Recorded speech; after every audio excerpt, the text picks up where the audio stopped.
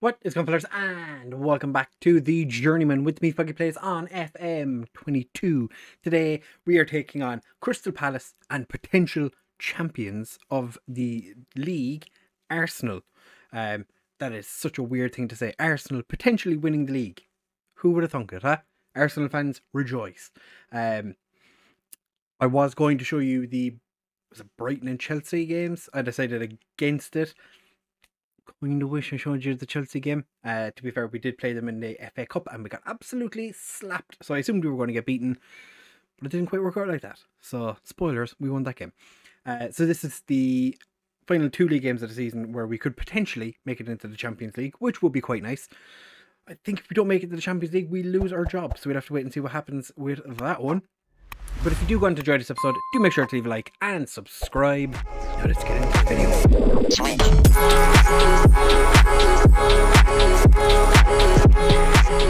As you might remember, in the last episode, we lost both of the games we played against Leipzig and Manchester United, which was not ideal, obviously, because we started kind of getting murmurs after the United game that we were going to potentially lose our job. Thankfully, we obviously haven't, but we went and beat Norwich 5-0, quite a comfortable victory. You'd expect that, it is Norwich. Then we lost to Chelsea, and this was not ideal. The board were, or there was murmurs. The murmurs started getting slightly louder that we were going to get sacked. At this point, all the players couldn't care less about who I was. The majority of them had a bit of a disdain for me. I threw a water bottle after this game and all the players started to suddenly like me. So potentially that's a good way of getting the players on your side, is to throw water bottles at them. Didn't think that was a good idea. I'd lost my patience with them. We got absolutely played off the park and lost 4-1. But then we bounced back with a victory over Burnley. I'd actually forgotten about this. We had 2 injuries after we made our final substitution, and Karim Adeyemi somehow managed to score a goal when there was 9 players on the pitch. It was unexpected, but I'll take it. We went and drew with Leicester. We just could not score a goal to save our life. I think that was the first game of Makoko back for quite a while. He was out injured for a decent amount of time. Then we lost to Brighton. It was a very frustrating game. As you can see, Florian Muller played a 6.3. Our team essentially didn't play well. And then we went and beat Chelsea 4-0. I did originally record this, or so I thought. Never hit the record button. So I did an entire intro and we played and we won and I was all happy, and then realised that I never actually hit the record button for any of it. So, fantastic. So, we've beaten Chelsea recently 4-0, which has left us 4th in the league, 1 point ahead of Liverpool. We have a game in hand over Chelsea, but I don't think it's going to make much of a difference. We can't actually finish. Yeah, we can't. Okay. So, we could finish as low as 6th and as high as 4th. I think Arsenal lost their most recent game as well, so that's not ideal for them. I've come back too early. I think Arsenal lost to, I think it was a West Ham, 4-0 maybe. And we have the World Cup coming up in the not too distant future. As you can see, the manager performance here is a C+, because we're not doing fantastically. The fact we didn't win or didn't make it to the final of the Champions League or the FA Cup, which is what they wanted us to do. So as you can see, we failed the 2 of these, so that's made the board quite frustrated, but they're quite happy with everything that I've done club vision wise. We're improving the training facilities, and I did ask, or there wasn't anything for, there's nothing for youth facilities at the minute, which is annoying. Let's do this thing and we're not going to let you actually do this thing, which is very silly. So Arsenal have beaten Burnley. Man United beat West Brom. So that means that the final day of the season, if we lose to Arsenal, then Arsenal win the league. And if we beat Arsenal, United could win the league. I don't really... we'd need Liverpool and Newcastle to not win on the final day for us to keep the Champions League. It would be nice if we had everything sorted by the time we got there, because I don't really want to have to hand the title to United for obvious reasons. We do have some injury concerns for today's game. Gallagher and Valverde both out with, well, they're just recovered from injuries. Gallagher could play, Valverde not at all. So we're starting with Ederson in goal, even though his form's not been great. We haven't really had much happiness when it comes to goalkeepers. They've all been a bit meh. But we're going to go with Porro, Omobamadiele, Diaz and Pinto as our back four. Marcus Antonio and Jude Bellingham in central midfield. Adeyemi, Isaac and Simon behind Makoko, who since he came back from his injury, I've been playing as a pressing forward. He has been just a smidge better than he has recently. Only one change from the victory over the last game where we beat Chelsea. I'm aware of Jimmy Keating because he's in my Irish team. They have Ryan Sessegnon. Ryan Sessegnon is playing for Crystal Palace. Pick up where you left off last time. I'm going to try and motivate everybody. More the same from you, Makoko. Makoko has had interest from... they're 4 defeats in a row. I think we should win this game. The fact that, they're struggling. They're supposed to be playing a defensive tactic as well, which, as we know, doesn't really work a huge amount in FM. We'll have to wait and see what happens, I suppose. But yeah, like I said, we have a World Cup this summer, which is being hosted by England. Marcus Antonio with quite a cross. Simon heads it back and Jude Bellingham put it wide. Actually, results could, in theory, have it so that we are guaranteed Champions League. Oh, their goalkeeper's picked up an injury? Was the goalkeeper injured at the start of the match? Am I just forgetful? I feel like I'd remember their goalkeeper being injured at the start. Omobamadiele with a beautiful tackle. Unfortunately, nobody is there to pick up the ball. Oh, what a save by Ederson. Jimmy Keating couldn't beat Ederson in this one.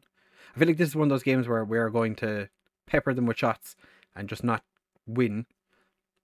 We have taken the lead though. Simon has put it past Velasquez. I was kind of hoping we'd win the Champions League this year for obvious reasons. Because who doesn't want to win the Champions League? But unfortunately, that is not going to happen. Are you injured to begin? Do you have a current injury? He has sprained wrist ligaments. How bad is their backup goalkeeper that they're playing a goalkeeper whose job is to use their hands? They're playing a guy who's got sprained wrist ligaments.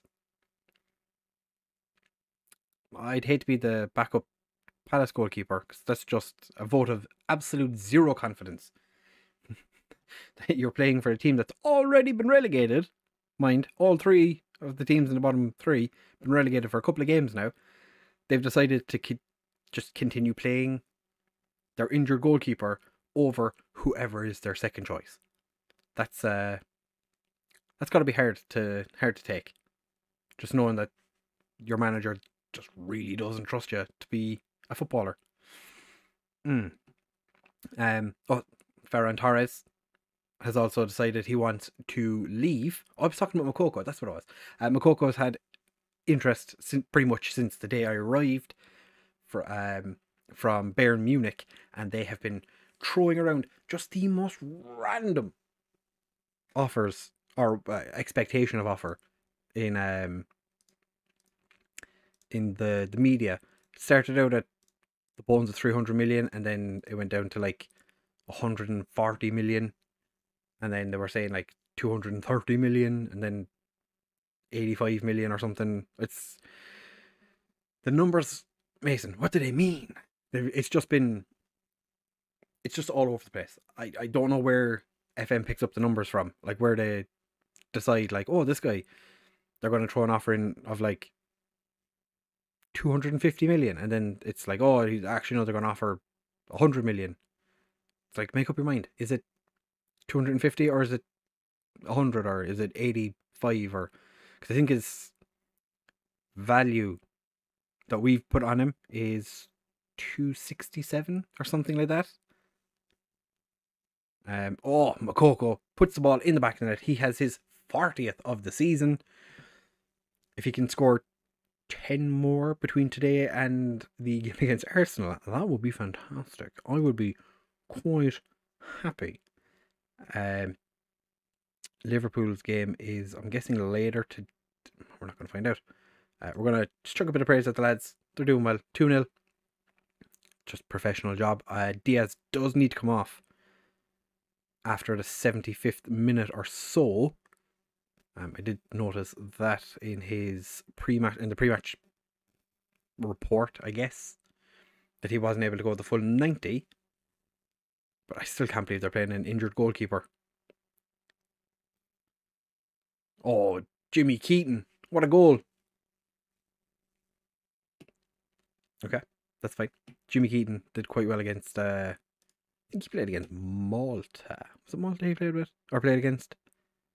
One of our games anyway. He did pretty well. He's still on a 6.5 according to the match stats. I feel like they're undervaluing the fact that he's scored. That's something I've noticed, that even when players score, it doesn't, like with older FMs, a player puts the ball in the back of the net and they're just straight away, like, at minimum 7. Now it's like, yeah, he's still playing shit. Adeyemi, beautiful ball, finds Simon Makoko, puts it in the back of the net, his 41st of the season. We are 63 minutes in and we have 2-goal advantage yet again. That is beautiful. Pedro Porro steps up and loops it over the bar. Their poor goalkeeper must be sitting there and just like, my wrist is broken. I wouldn't mind being taken off. Ruben Diaz is going to come off. We're going to bring on Jamal Al-Atobi. And Jude Bellingham's not having the greatest of games. We're going to bring on Marquidros, who I think he's making it's only his 2nd game of his Man City career. He's not had the most amount of games. To be fair, he was sitting in the under 23s, and I didn't realise. I think I played him in one cup game. He's not been ever present, I guess, but he's here, so that's acceptable, I imagine. I think I'm happy with the players we have in the first team currently. I think a lot of them are potentially going to want to leave if we don't, well, pretty much guaranteed they're going to want to leave if we don't make Champions League. We have Harry Kane retiring. We're going to bring on Douglas as well for Adeyemi, just as a final substitution, if that's going to go through at any point. Marcus Antonio picks up a knock just as we make our substitution. That's fine. Marcus Antonio can just have a rest. I think Blas is back for the final game of the season, so that'll do. Simon finds the man whose name... we actually have 2 Brazilian centre midfielders. We only have 2 English players going to the World Cup as well.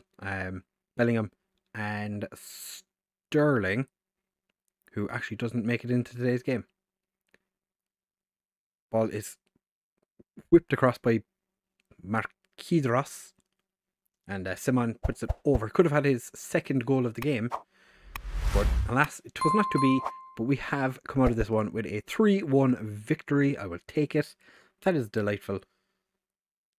Can't really complain. We'll have a check just before the Arsenal game to see how Liverpool have gotten on, because we could be guaranteed Champions League football before the Arsenal game even kicks off. So we will be back for that in just a second. Right, fellas, so it's now time for us to take on Arsenal. We do have the advantage of being at home, but this could be our final game in charge of Man City if we don't qualify for the Champions League, because I think they might sack me. They're satisfied at the moment, but that's not to say they'll be satisfied forever. And the fact that there is a rumour of a potential takeover, which I forgot to mention at the start of this episode, potentially could be getting a new chairman. And I feel like if we're not in the Champions League, we might get the sack. One I did forget to show you, but the managerial support is up to good now. Hierarchy, some of the lower, less influential players like me, but the top players don't hate me, which is pretty much all I could really ask for at the moment. Game wise, I think it's Liverpool playing Wolves, who've nothing to play for, and Man United are playing already relegated Norwich. So there's a fairly high chance that Arsenal are going to need to win this game, but we're putting out as best a side I think we can. I do have Harry Kane on the bench, who is retiring in just about a month's time.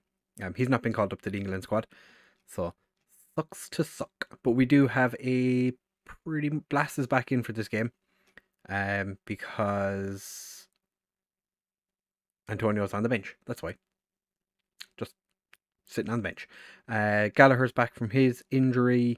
Ferran Torres is on the bench, who's devastated to have missed the Spain squad. But we have Ruben Diaz suspended for this game, Marvin Gerrard, Valverde, and most recently Adeyemi, all picked up or all out injured. Karim Adeyemi, 21 goals this season. Definitely going to be a player that we're going to miss as our attacking force. But we're going to just go into this game. I saw the 3 changes. Oh yeah, Alatobi is coming in because Ruben Diaz. Blas is coming for Antonio. Douglas comes in for Adeyemi. In fact, we don't have Ruben Diaz available. Not ideal. But we're just going to thrash our arms and say that we could book a place in the Champions League with a win. I do feel like we need to win this game regardless, because I can't imagine Liverpool dropping points to Wolves. I could be wrong. So we're just going to have to wait and see. Keep an eye on the bottom of the screen here just to see if Liverpool score. If we're winning, it's not going to be overly problematic. I would like to just win. Saka's on the wrong side to where he supposedly started this game. He's supposed to be on the left wing. He's playing on the right at the moment. Douglas cuts inside. Wonder kid Christian Douglas. I think he's the 9th in the... I think he was 9th. Maybe 10th in the Next Gen 50. So, pretty decent player to have around.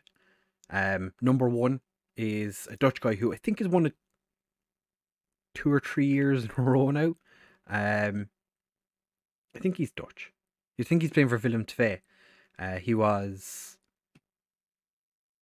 player that I think my scouts at Atalanta informed me of. Be nice if we could get a hold of him. He's a striker though, so if we lose Makoko, then maybe he's not much of a goal scorer is the only issue that I've seen. Oh, I thought Ramsdale was going to make a mistake there. Douglas has picked up the ball though. Douglas, fairly comfortable for Ramsdale there. Speaking of, this episode is being recorded not long after Arsenal lost to Crystal Palace. So, Liverpool have taken the lead against Wolves. Erling Haaland, and he's scored again. Did he score? Yep, he's scoring every 12 minutes in that game. I'll take a boring 1-0. I could go less attacking, but I think that would be counterintuitive to how we've played since we've taken over. Porro is just spinning around in circles. Makoko, don't know who he was tipping onto. That's fine. Alatobi is the player that complained about the water bottle throwing situation. But none of the players agree. Makoko, as a pressing forward, does what pressing forwards do best. Pressing. Oh, and Christian Douglas with a second. Get in. Oh, I thought when my director of football signed Douglas that we were after signing a dud, because he was terrible for the first couple of games. But I think moving him out to the right has been exceptional. Has made all the difference. And we're still currently winning this game. Norwich are beating Man United. It's all coming up, Arsenal fans. You may be losing this game, but Norwich are doing the business against Man United. Norwich will definitely be disappointed if they win against Man United. Like, turning around to me like, hey, we won against Man United, but we got relegated. I suppose it is one of those things where it's like, you know, you're relegated, you've nothing to lose. Just play football without any concerns. Just do your thing. Pedro Porro cuts inside. Makoko is somehow onside, but I will take it. 47 minutes in now. Just short of just short of half time. We've put the ball in the back of the net for the third time.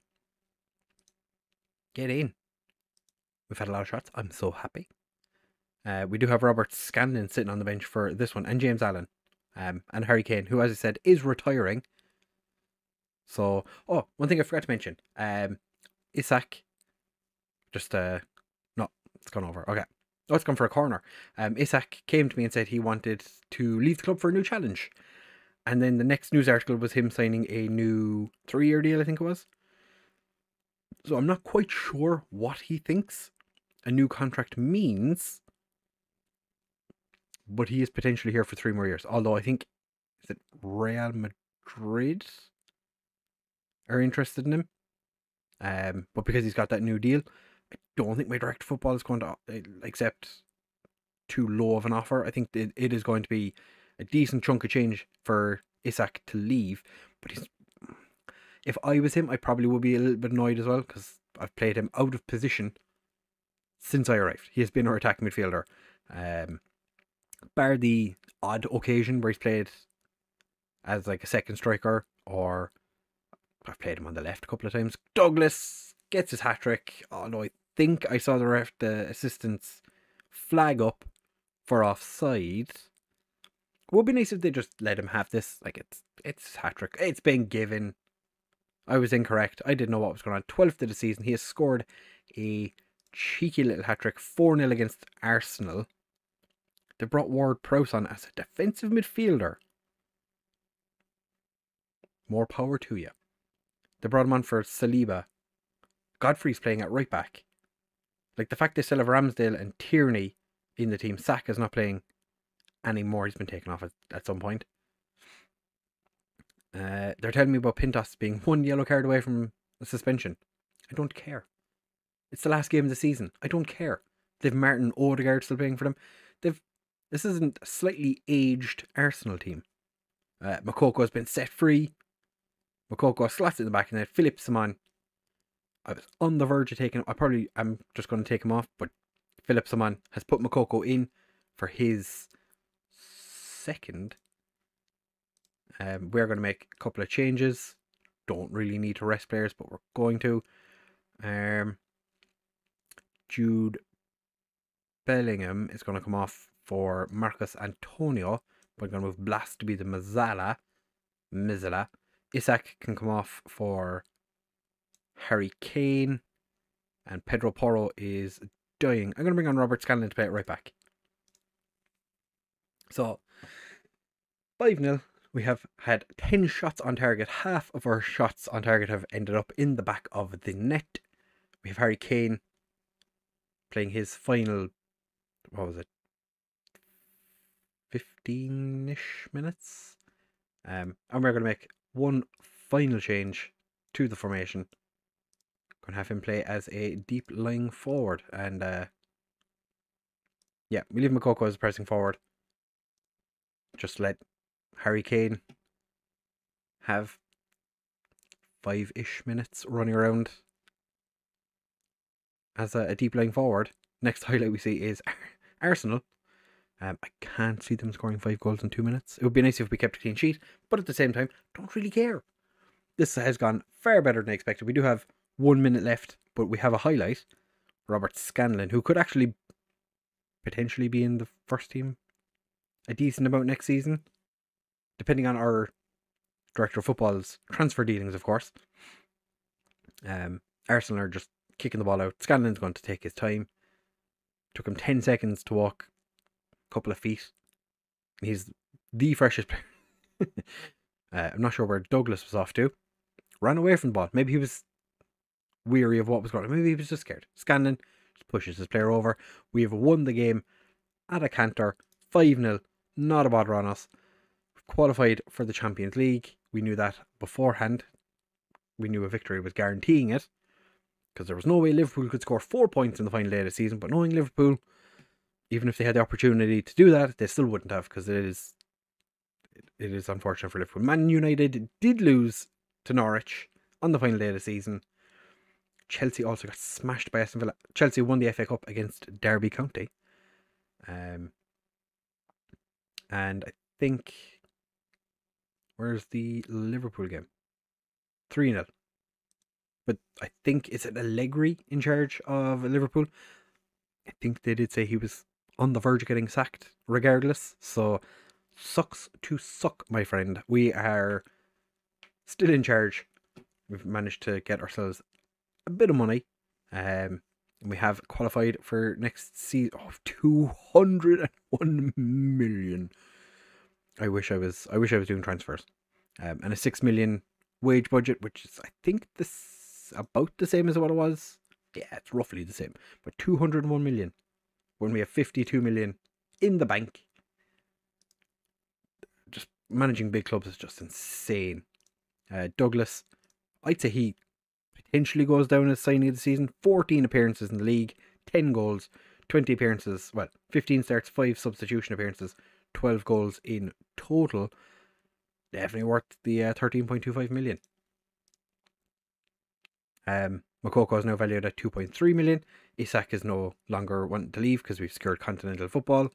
And the fact that he signed a new contract just last month. Do you know, that's quite an important thing to put in there. He's just like, to be fair, he's not really been much of a goal scorer in this world. He had that one season where he scored 17. That's been it.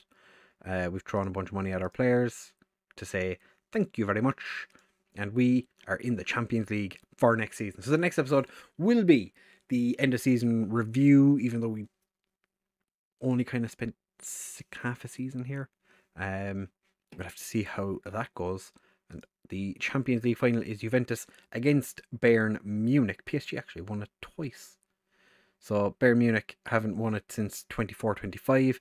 Juventus haven't won it in this universe. So